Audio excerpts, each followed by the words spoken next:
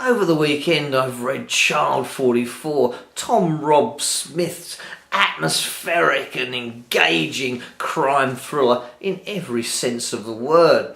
It's already won the Ian Fleming Steel Dagger for this year, issued under the auspices of the Crime Writers Association of the UK, and much to the chagrin of some of Book Award world's snobocracy, has been longlisted for the Man Booker Prize. Lighten up a bit, guys. It'll add in the judging process. It doesn't matter what genre it's come from, and if it's good enough, it's good enough. This is Robb Smith's first novel, and it's not a bad effort, though not without its flaws. He is a graduate of Cambridge University. I understand he studied screenwriting and then did some creative writing afterwards. And it was obvious to me from the outset that the book was written with a film contract half in mind, or perhaps in the front of the mind. Well, good luck to him.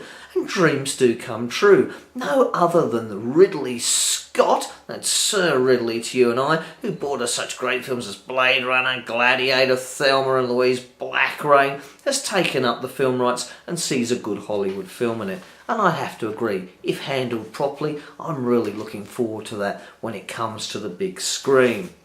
Robb Smith has used a model of a real-life Soviet serial killer, one Andrei Chikatilo, the Rostov Ripper, the monster of Rostov, as the model for his killer in the book. This guy murdered some 52 people, 35 of whom were under 17 in the 70s and 80s. Pretty unsavoury, pretty gory. You know, look, if you don't like gore and you don't like things where, you know, young people and children are victims, then you may want to consider not going down this path. But if you like a good thriller, well, you know, that's grist to the mill, isn't it? You know, he takes the model of this killer back to 1953, to the end of the Stalinist era.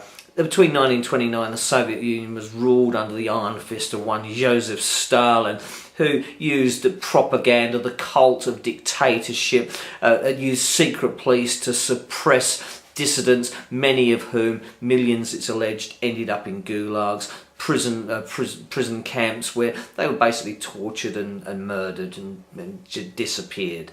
Very unsavoury, families watching family. And this is what Robb Smith actually does, I believe, very well in giving us a sense of that perverse society at the time where fear bred ignorance and, you didn't know who to trust. And in fact, our lead character, if you like, one Leo Stepanovich Demidov, who's a war hero, a rising star of the MGB, the state security apparatus, is required at one stage to actually spy on his own wife, for goodness sake.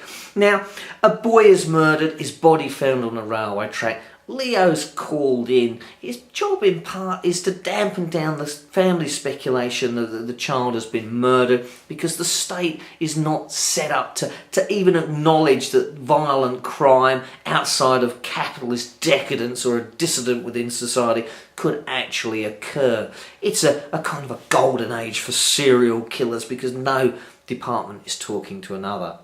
He's a bit of a brighter spark, Leo. You know, he's unsavoury, he's been involved in torture himself, he believes in the apparatus, but provides us with one of our central themes, of course, because, you get a bit of a dark character whose conscience is sparked and there's a hope of redemption. You've got a backbone of the story.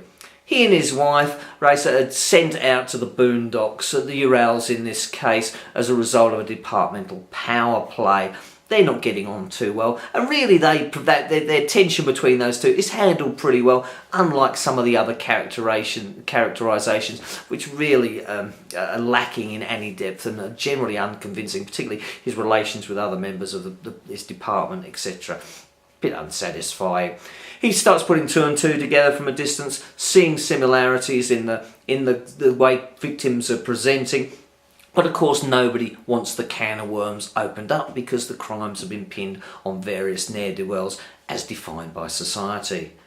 He starts on his hero journey and as a result falls foul of the state apparatus. There's a chase sequences which lend itself very well to Hollywood. The book moves on a pace towards a kind of contrived emotional ending which kind of an eye to a sequel seemed a bit out of place within a thriller for mine.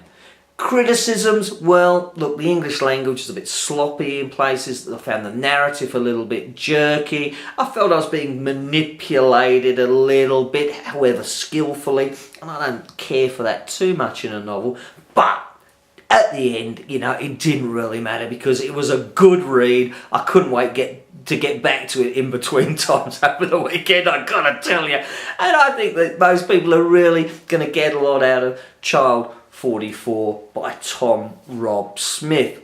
My name's Kevin Parker of bookawardsonline.com, literaryawards.co.uk and literaryawards.com.au. Thanks for tuning in.